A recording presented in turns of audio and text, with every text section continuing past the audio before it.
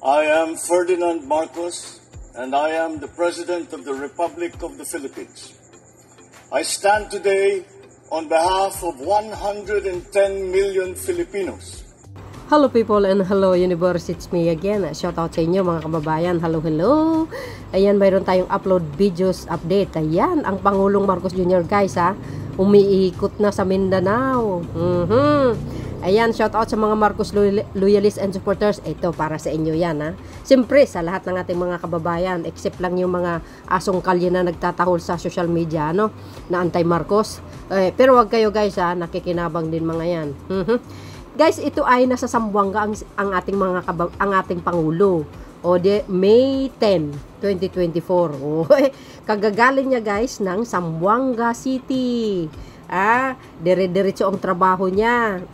Kaya tunghayan natin mga kababayan ang kanyang pagbibigay ng tulong sa ating mga kababayan and of course sa bawat municipality sa Sultan Kudarat. At syempre mga besa, tunghayan din natin ang kanyang speech. At ito guys, kaukulang tulong sa mga apektado ng El Nino. At siyempre, tulong sa mga LGUs, mga bes. See you again guys on my next upload video. Bye. And babush. God bless Philippines. Eto na.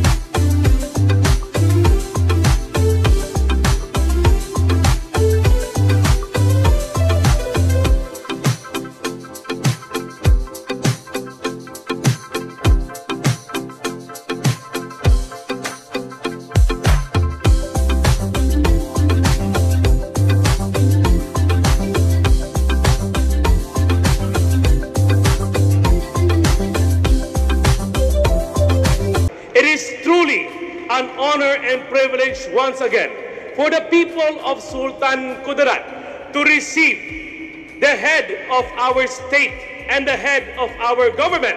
Nandito po ngayon sa lalawigan ng Sultan Kudarat, mga kababayan ko, ang ating minamahal na Pangulo, Ferdinand Bongbong Marcos Jr. O yan, hiwalay yung Mindanao. Dala-dala niya po ang iba't ibang programa mula sa national government na kung saan sa araw na ito ay lahat po tayo ay magiging saksi sa pamamahagi ng iba't ibang serbisyo at tulong para sa ating mga farmers, para sa ating mga fisherfolk at ang ating mga pamilyang Pilipino. Wow. From the very beginning, his presidency ay nandyan upang itaguyod ang isang matatag at nagkakaisang Pilipinas. Kaya nung siya po ay nagdeklara ng bagong Pilipinas para sa sambayan ng Pilipino, tayo naman dito sa Sultan Kudarat kasama niya ay nagdeklara din ng bagong Sultan Kudarat. Wow. I can even say, ladies and gentlemen, that the whole province of Sultan Kudarat, lahat-lahat po tayo narito ay kasama po ng ating minamahal na Pangulo. In fact, pinagmamalaki po natin that bagong Pilipinas is the best Philippines we can ever give to the Filipino people. A few months ago, itong February lamang, nagpadala na po ng tulong ang ating minamahal na Pangulo. At dumating po si Speaker Martin Romualdez kasama ang iba't ibang miyembro ng House of Representatives. Tayo po ay nagkaroon ng bagong Pilipinas Servicio Fair. At nasabi doon, hindi po itong una at hindi po itong huli. Kaya when I received the call last week, na darating ang ating minamahal na Pangulo, nasabi po talaga natin, man of words and man of action. Kaya tayo po sa Sultan Kudarat ay tunay na mapalad.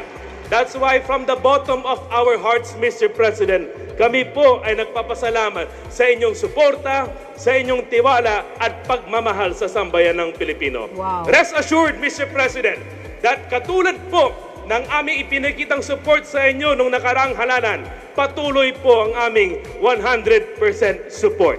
Yay! O, narinig nyo mga DDS. Sa lahat po ng ating mga secretaries in attendance, ang ating Special Assistant to the President, Sap Anton Lagdameo, sa lahat po ng ating mga kasamahan sa gobyerno, kami po sa Sultan Kudarat ay kaibigan, partner, kapamilya at kasama nyo po sa lahat-lahat na mabuting adhikain para sa bansang Pilipinas. Kaya mga kababayan ko, let us join again together. Palakpakan po natin ang araw na ito. Palakpakan po natin ang bagong Pilipinas. Yay! O, We are very excited to hear the message of our President, and we are excited to see what it truly means to deliver efficient and effective public services to our people. That's why as the Provincial Governor of Sultan Kudarat, kasama po ang lahat-lahat po ng ating mga mayors, mga kapitan, mga board members, mga leaders at lahat-lahat po ng ating mga kababayan, tayo po ay manatiling nagkakaisa sa ilalim na nag-iisang Panginoon, sa ilalim ng bagong Pilipinas. Wow. Maraming salamat po. Isang magandang umaga. Mabuhay po ang Sultan Kudarat. Mabuhay po ang bagong Pilipinas. yay! Andito rin po, kasama din po natin ang Secretary ng DILG, Secretary Benhur Abalos. At siguro ang lagi niyong inaantay para magdala ng tulong at pagka nagka-problema, kagaya ngayon na nasa krisis tayo, ang nangungunang departamento, ang Department of Social and Welfare Development, at nandito po ang ating Secretary Rex Gatchalian.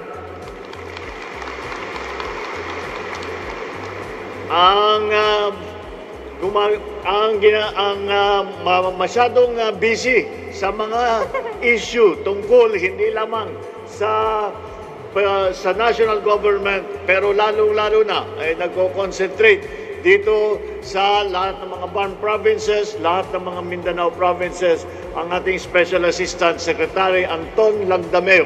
Oh, malaki. Nako, medyo mahirap din ang papel ni Secretary Lagdameo, guys, ha? At ang ating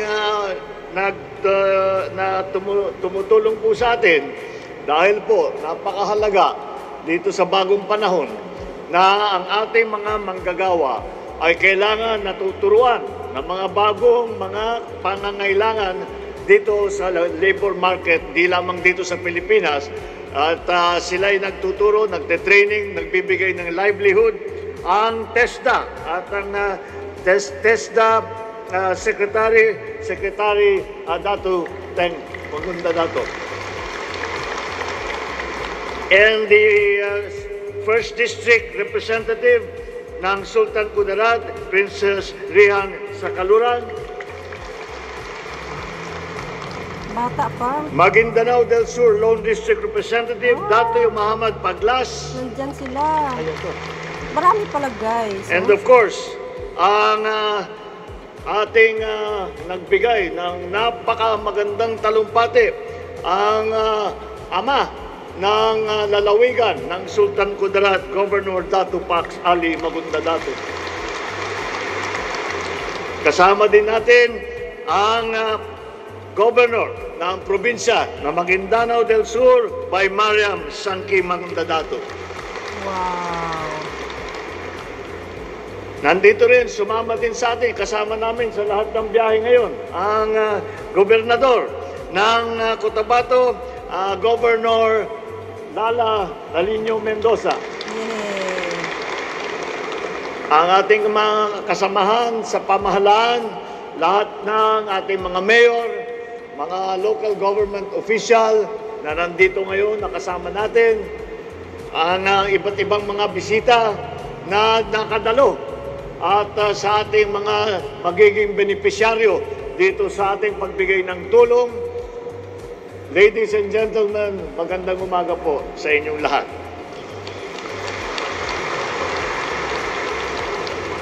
Kahapon po lamang ay nagpunta ako sa Zamboanga City upang personal na mag-abot ng tulong sa mga nasalanta ng tagtuyot.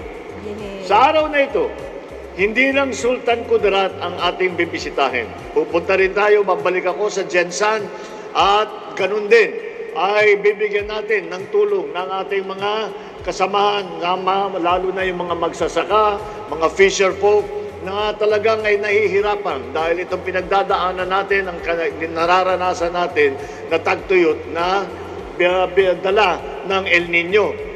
May nakapagsabi sa akin na kung nandito ka sa Sultan Kudarat, parang namasyal ka na rin sa Ilocos Norte. Kasi maraming taga rito, nagado, Ilocano, dito yung Sultan Kudarat. Naimbaga na bigat yung amo, kailyan. Nanawagan ako nung halalan ng pagkakaisa o aming tinawag na unity bilang susi sa ating pagsulong at ating pag-unlad. Alam ko na hindi ito lamang ito teorya, hindi lamang ito campaign slogan, kung hindi ito talaga ang nagiging solusyon para natin matugunan ang mga suliranin na hinaharap ng Pilipinas. Sapagkat dito sa Sultan Kudarat, napatunayan natin na ang magandang naidudulot ng pagkakaisa ng lahat ng mga mamamayan. Kayo ang buhay na pruweba na pwedeng mamuhay ng matiwasay ang mga mamamayang iba't iba ng ang relihiyon o sari-sari ang rehiyong pinagmulan. Ang resulta nito ay hindi lang mapayapang lipunan, ngunit isang maunlad na ekonomiya, isang asensadong Sultan Kudarat na payapa at progresibo. Subalit, meron tayong isang matinding kalabang kinakaharap ngayon, ang El Nino. Dito kailangan nating mas pinaiting ang pagkakaisa upang tayo ay manaig at magtagumpay. Kaya ito ang pakay ko ngayon dito sa inyo. Hindi lang maghahatid ng tulong pero magbibigay ng pangako. Nakasama nyo ang pamahalaan sa paglaban sa masamang epektong dulot ng El Nino. Sa bagong Pilipinas, nagkakaisa po ang pamahalaan upang sabay-sabay nating mapagtagumpayan ang mga unos at pagsubok ng ating nararanasan. Batid po namin hindi lamang ang mga sakahan at palaisdaan ang lubos na nasa salanta na matinding tagtuyot, kung hindi pati na rin ang buhay ng ating mga kababayan na umaasa sa mga ito.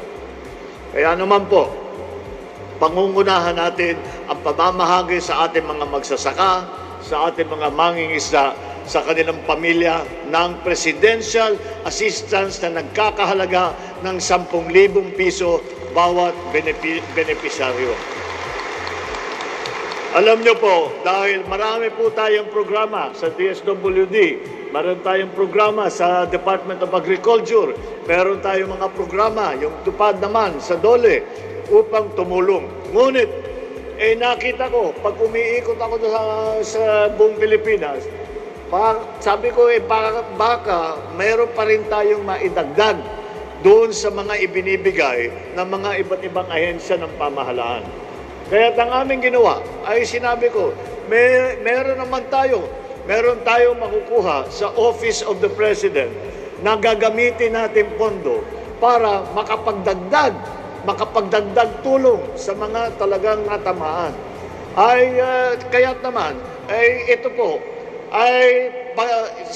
kaya sabi ko, dalhin natin ito sa taong bayan. Puntahan natin ang mga lugar na talagang nahirapan at sabihin natin, tuloy-tuloy lahat ng programa ng pamahalaan, ngunit siguro kailangan din, babigyan din, tumulong din ang Office of the President. Kaya po, nandito pa kami ngayon para magbigay ng tulong na nanggaling sa mismong opisina ng inyong Pangulo. Bukod pa ito sa tulong na ipamamahagi ng DA na 5,000 pisong ayuda para sa ating mga magsasaka sa ilalim ng Rice Competitive Enhancement Fund or RCEP. Ito, Rice Farmers Financial Assistance. Hindi lamang cash assistance, may binhi, fertilizer, pumping equipment, iba pang makinarya. Sa tulong naman ng DSWD, mamamahagi tayo ng 10,000 pisong ayuda sa ilalim ng Assistance to Individual Crisis Situation Program o AIX. Patuloy din tayo mamamahagi ng food pack para sa mga nasalanta ng malawakang tagtuyot. Nandito rin ang iba pang mga ahensya tulad ng DOLE na mamamahagi ng humigit kumulang na 4,000 piso ayuda para sa 583 na benepisyaryo sa ilalim ng tulong paghanap buhay sa ating disadvantage o ang tinatawag na TUPAD program. Ang DTI naman, Department of Trade and Industry, ay magbibigay ng grant certificate na may kabuong halaga ng 940,000 pesos, halos 1 bilyon para sa 3 samahan ng magsasaka. At TESDA, mamamahagi naman ng 21 livelihood toolkits at allowance para sa kanilang mga eskola. Mamamahagi rin. Kaya nang nabanggit ang ating butihing gobernador, mamamahagi rin ang ating House Speaker ng 5 kilong bigas para sa mga naririto ngayon. Ang pagbisita namin ngayon ay upang damayan kayo na ngayong panahon ng krisis na matiyak na makakarating ang ayuda at serbisyo ng pamahalaan sa inyo na tunay nagsisikap para sa pamilya at para sa bayan. Lubos ang aking paghanga sa patuloy ninyong pagtiyaga upang matupad ang inyong mga hangarin at maging susi sa tuluyang pagbabago ng ating lipunan. Naway, gamitin natin ninyong kasangkapan ang mga tulong na ibinabahagi namin ngayon upang mapabilis ang inyong pagbangon at maibalik ang sigla ng inyong mga sakahan at palaisdaan. Kung sama-sama tayo magtutulungan sa pagtutupad ng isang bagong Pilipinas, naniniwala ako na sabay-sabay din tayong makakarating sa isang mas maliwanag, mas masagana at mas maginhawang kinabukasan para sa ating lahat, para sa mga sumusunod sa atin, ang ating mga anak, ang ating mga apo, kung para kanino ginagawa natin ito lahat. Kaya po, asahan po ninyo na kami po, hindi lang po ito minsanan po na pagbigay ng tulong. Patuloy po ito. Ito isang bahagi lamang ng malawakang programa upang tiyakin na ang mga nasalanta, ang mga naging biktima, ang mga nahihirapan dahil sa tagtuyot na dala ng El Nino ay patuloy na nasusuportahan. Andito po, asahan po ninyo na ang inyong pamahalaan, ang pamahalaan ninyo mula sa local government official, mula sa ating mga legislator, sa Congress natin, mula sa Office of the President ay patuloy ang aming pagtingin at pagmonitor sa inyong kalagayan nang matiyak natin na wala namang mahihirapang masyado at kung sino man ang nangangailangan ay nandito po kami na tutulong para sa inyo. Andito po ang inyong pamahalaan. Hindi po kayo namin kinakalimutan, nabi kaming nakabantay sa inyong kalagayan at asahan ninyo lahat ng kayang gawin ng inyong pamahalaan ay gagawin upang maging mas maginhawa ang inyong mga buhay. Maraming salamat po at magandang umaga po sa inyo lahat. Aanyayahan po natin ang ating mahal na Pangulo na pangunahan ng pamamahagi ng presidential assistance para sa ating farmers and fisher folk na apektado ng El Nino. Ating tunghayan ang ceremonial distribution ng presidential assistance sa mga piling farmers and fisher folk sa probinsya ng Sultan Kudarat. Wow, congratulations po. Ricardo Villaruel.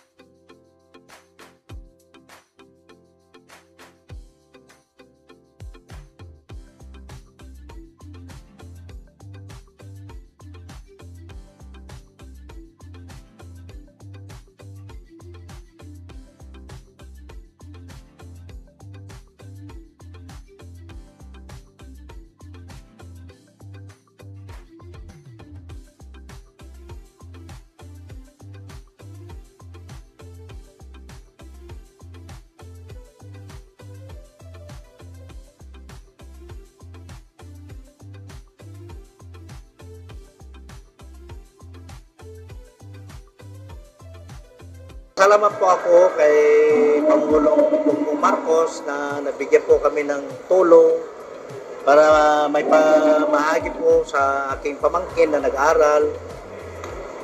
Kulang po sa pinansyal. Pambili po ng bigas, ulam, at saka yung iba mo na pagkit ko po na para sa pamangkin ko, yung iba. Masarap po sa pakiramdam na nakakatulong po sa bayan Pilipino, pagkaya pong mahirap. Para sa akin po, mas malaki na po itong tulong ni Bongbong Marcos, President Bongbong Marcos sa akin. Kasi ito po, ay ako po isang widow po na wala po akong katuwang sa buhay ko. Isa lang po ako. Ito po ay makatulong sa akin. Kasi ako po isang nabandera lang po. Ito, makakatulong din po sa akin lang na mga pag-aral, sa financial po namin. Ito po ay malaking tulong po sa aking pamilya at sa akin.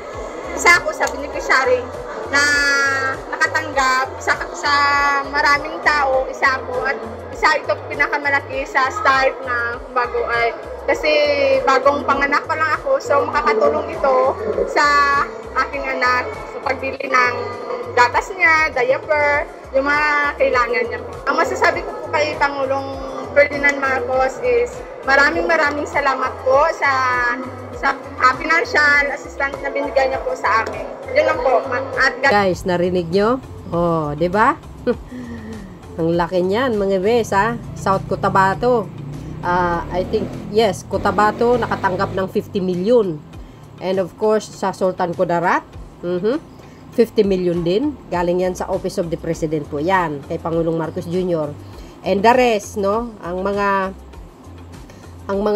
yung mga nakatanggap na mga envelope na maliliit, nako, mga ano yan guys, mga mangingisda at mga farmers at ang mga iba pa, no? Actually, marami po yan sila pero naibigay na yung iba kasi sobrang dami yan, no? Kaya yung mga iba lang ang natira para maipakita na talagang ang Pangulo ay nagbigay ng kaukulang tulong. Alam nyo naman, ang mga anti-Marcos, sasabihin na, ay, konti lang naman. O, yun ang alam nyo. Tapos na binigay, no? Marami pa yan, mga kababayan, mga bigas, yung nabanggit ng Pangulo kanina. So, congratulations sa mga taga Sultan Kudarat. Ayan, siyempre, sa Marcos Admin, sa mga sekretary. Ayan, salamat po. O, diba guys? Ano po ang masabi nyo? Ako wala. Speechless. Thank you, Mr. President. Salamat mga kababayan. Mabuhay ang bagong Pilipinas. See you again on my next upload video. Bye. And baboos. God bless Philippines.